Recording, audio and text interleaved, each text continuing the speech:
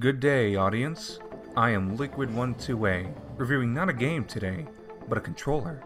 The Hycarus Switch Controller, provided by the appropriately named Hycarus for review. The typical review format will go differently this time around, but we're still answering an important question. Should you get it? The Hycarus, as I'll be referring to it throughout this review, is a Switch controller with the layout of a typical PlayStation DualShock pad.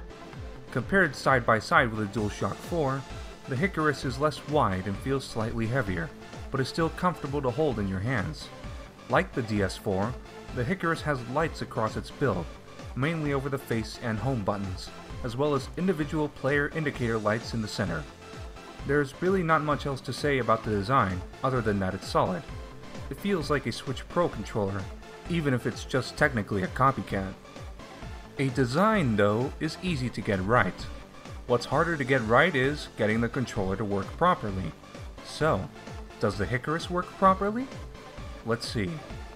Once you've paired the controller as detailed in the instruction booklet, you're ready to go. Apart from a good design, what's likely to sell someone on a controller should be the fact that it works. To that end, I used the Hycarus on several games to evaluate its performance on each, and all footage for this video was recorded playing with it. Good motion controls are an obvious selling point to people who don't want to pay full price for a Pro controller, but still enjoy games which use it heavily and can't stand the Joy-Cons for one reason or another. I'm happy to say, then, that the motion controls work great with compatible games. I don't use motion controls outside of portable mode a lot, so any overly sensitive movements seen in the footage is due to that, but those of you who do use motion controls on a controller will feel right at home here.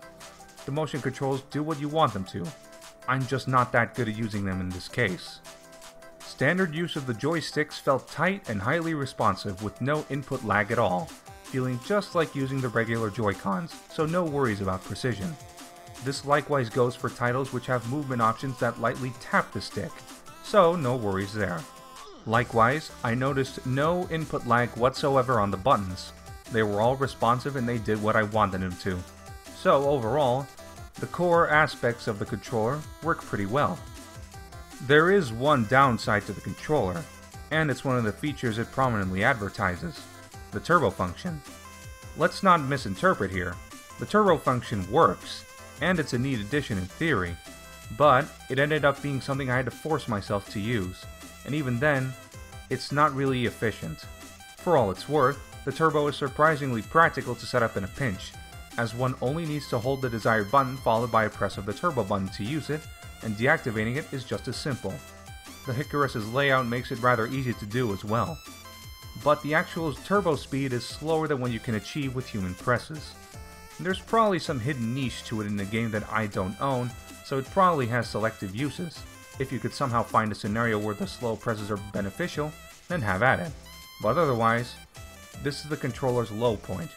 Admittedly, however, turbo modes are not essential aspects of a regular controller, so this issue is negligible. As you'd expect of a not Switch Pro controller, there's no NFC sensor in the analog sticks, so no long-range amiibo scanning. That being said, amiibo scanning generally isn't something you're doing super often unless you own tons of amiibo and/or amiibo-compatible titles, so it's not a huge inconvenience. Temporarily switching to the Joy-Con for your amiibo needs makes up for this omission.